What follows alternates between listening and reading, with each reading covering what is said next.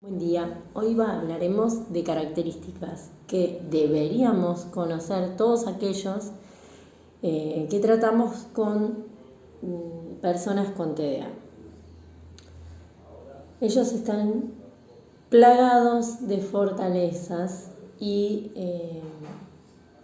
estas fortalezas no están presentadas o no son las expectativas de lo que son las materias curriculares en un colegio o en un ámbito de educación o de trabajo, o etcétera, etcétera. En este video nos vamos a enfocar en los ámbitos escolares o deportivos o de recreación que pueda llegar a transitar un niño que está creciendo y tiene un TDA.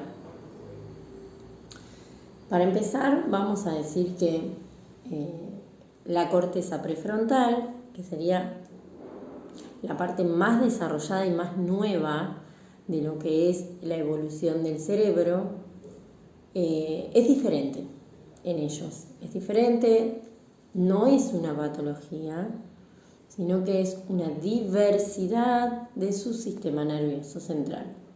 No funciona de la misma forma. Entonces, desde este lugar vamos a enumerar varias características, siendo esta una, ¿no? Discúlpenme, pero yo estoy en orden porque no me quiero perder en esta conversación, porque es un tema serio y me gusta que sea con responsabilidad. Por ejemplo, ellos no pueden regular la inhibición de una conducta. ¿Qué quiere decir esto? En realidad lo tienen muy en baja escala, o sea, lo tienen muy poco desarrollado. Entonces, dentro de esto, o sea, el niño de repente quiere estar saltando, tiene un deseo, tiene una pulsión interna de querer pararse, de querer moverse. O sea, convengamos que los lugares del ámbito educativo están gestados en un tiempo que ya no corre.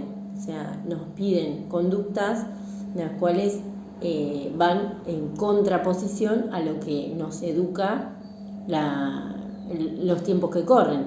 O sea, si vos estás educado para tener acceso a una información instantánea, de repente no podés pedirle a un niño que esté 4 horas sentado escuchando algo que prácticamente está presentado de una manera que no es motivación, para nada. Entonces, desde este lugar, claramente el niño empieza a tener pulsiones y llamados en su interior que son saludables, son alertas de supervivencia y bueno, y necesita estas cuestiones, necesita moverse, necesita enfocarse en otra cosa y esto claramente no ayuda. Entonces, ¿qué pasa? Retarlo, castigarlo o mandarlo a pasear a la dirección o a algún lugar no tiene sentido. No tiene sentido porque es algo que no lo pueden controlar. Lo que podemos hacer, por ejemplo, es tener un bici banco o poder pararlo en esa situación y pedirle que haga algún movimiento en el lugar. Y bueno, estas son algunas cuestiones que los docentes o los que están a cargo de ellos pueden googlear y pueden encontrar información a simple alcance. Otra de las características es que dentro de su memoria de trabajo, que la memoria de trabajo, vamos a poner un ejemplo, es aquella que utilizamos, por ejemplo, para lavarnos los dientes, sin tener que pensar en todos los pasos que vamos a coordinar para llegar a lavarnos los dientes y concluir esa tarea. Entonces, esto es una combinación de información a corto plazo con una de largo plazo. Mientras una sostiene la otra, pueden trabajar en simultáneo. Ellos también tienen esto poco desarrollado, con lo cual de pedirle 3 o 4 tareas, ellos no van a poder seguir ese orden. Entonces, ¿qué hay que hacer? Hay que trabajar con pictogramas. Es importante o pedirles una cosa por vez. Entonces, una vez que concluye esto, lo puede llegar a pasar al segundo término.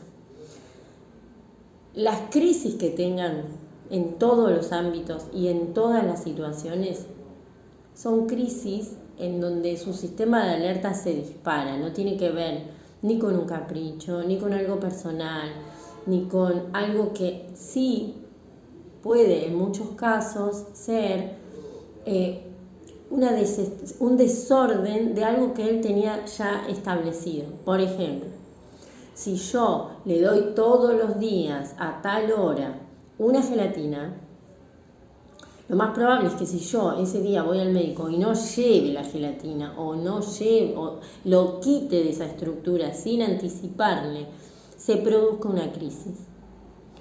También puede ser que los estímulos del entorno no estén ayudando y se colapse su sistema de alerta. Entonces lo que primero tenemos que hacer como adultos es ver el escenario donde está, qué está sucediendo, qué puede sentir, y la empatía es sumamente importante.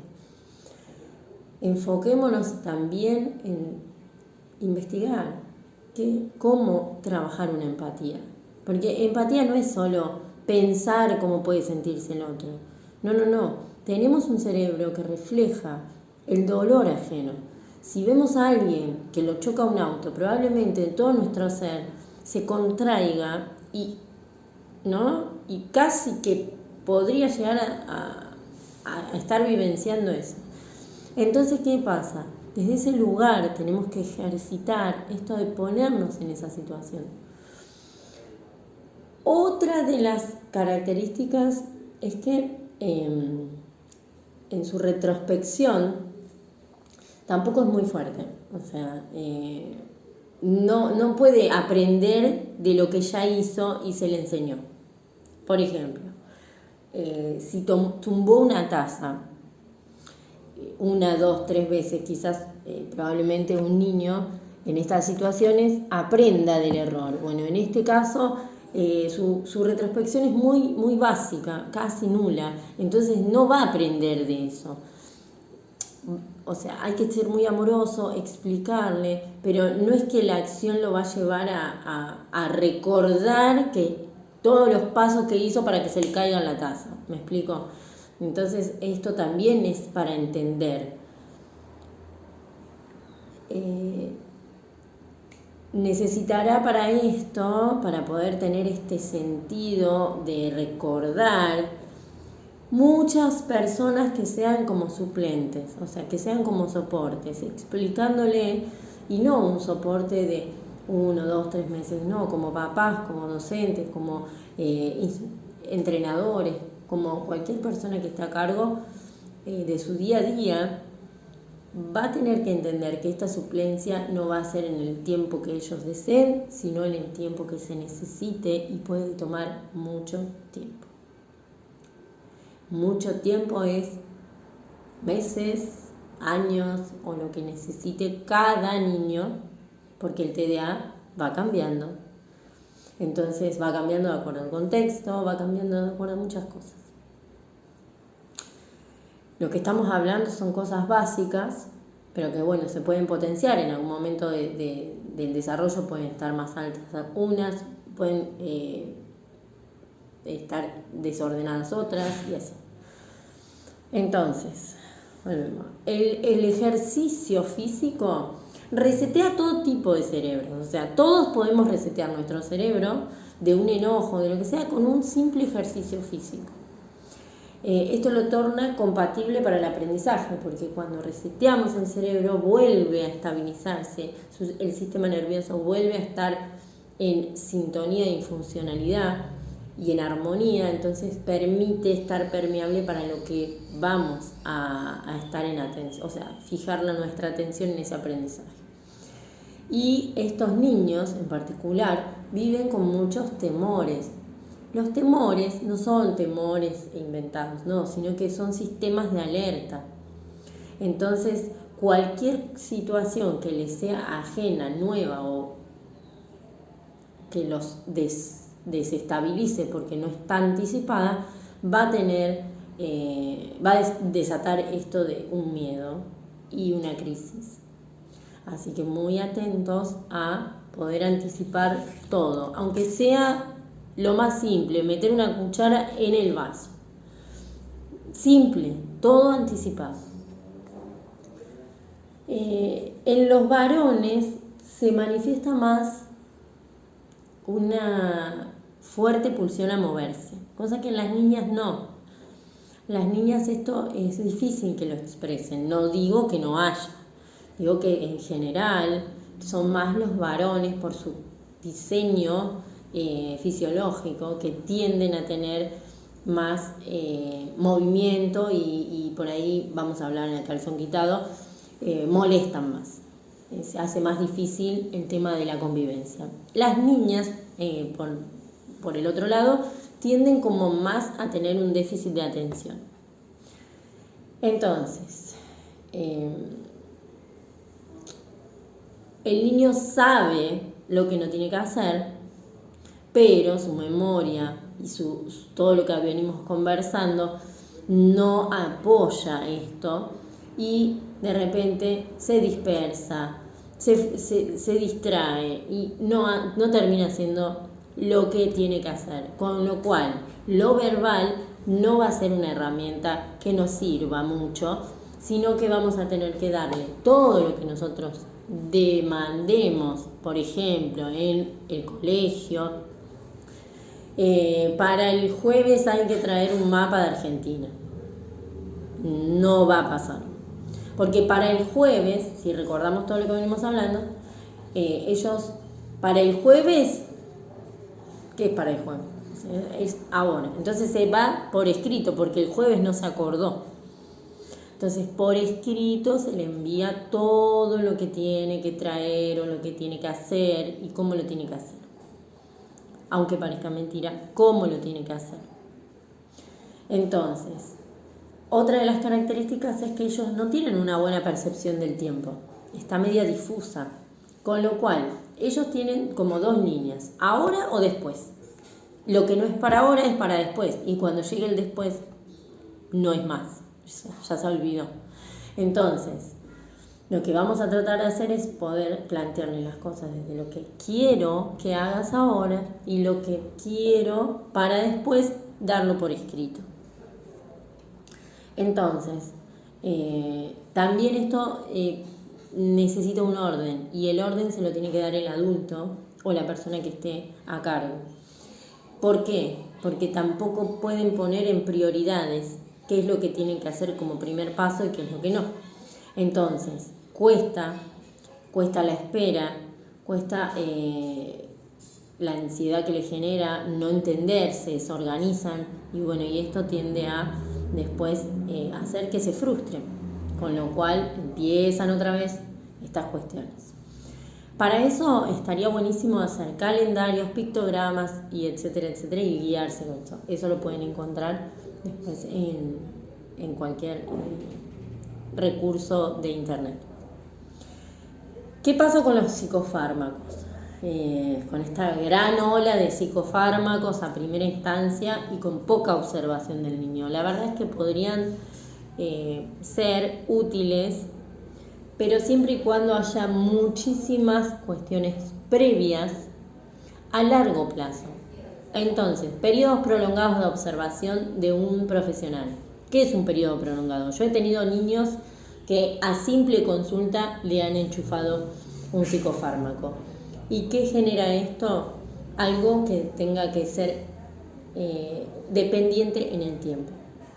Si nosotros tomamos todos estos recaudos, más algunas líneas de alimentación y algunos órdenes de la vida cotidiana, el psicofármaco va a pasar a ser algo de extrema necesidad, pero extrema necesidad. Con lo cual yo invito a los papás que tengan este sentir, que se cuestionen, que puedan probar todo el orden primero de lo que es funcional para un niño con estas características y en su diversidad poder darle lo que ellos necesitan y no que ellos tengan que tomar un psicofármaco para ser aceptados en los medios que no están preparados para sus características. Así que esto como primera instancia, y lo quiero remarcar mucho porque es tremendo lo que se está viviendo. No solo ya con nenes de TDA, sino con un montón de niños que por simple hiperactividad o por simple hiperestimulación están siendo medicados a muy temprana edad. Entonces, la medicación también interfiere en todo su desarrollo fisiológico. Bueno, otra de las características es que va a necesitar, como dijimos, recordatorio para la mayoría de sus cosas. La mayoría de sus día a día necesita recordatorios para todo. Así que el tema de los papelitos sería sumamente útil, las pegatinas, pero ojo, no empapelen al niño con recordatorios, porque esto también, como todo exceso, trae desorden. Así que espero haber sido bastante clara. Es muy difícil volcar información útil en tan corto tiempo. Yo les agradezco muchísimo. Siempre doy muchas gracias de que puedan estar ahí, de que puedan tomar la información, de que la puedan rever y que realmente tengan ganas y compromiso como adultos cercanos a personas con condiciones diferentes, poder echar luz. Así que es muy, muy importante para nosotros que ustedes estén ahí, que nos crean, que confíen en lo que decimos. Sabemos que las palabras son poderosas y bueno, aquí estamos para allanar el camino un poquito. Les mando un abrazo y que tengan excelente día.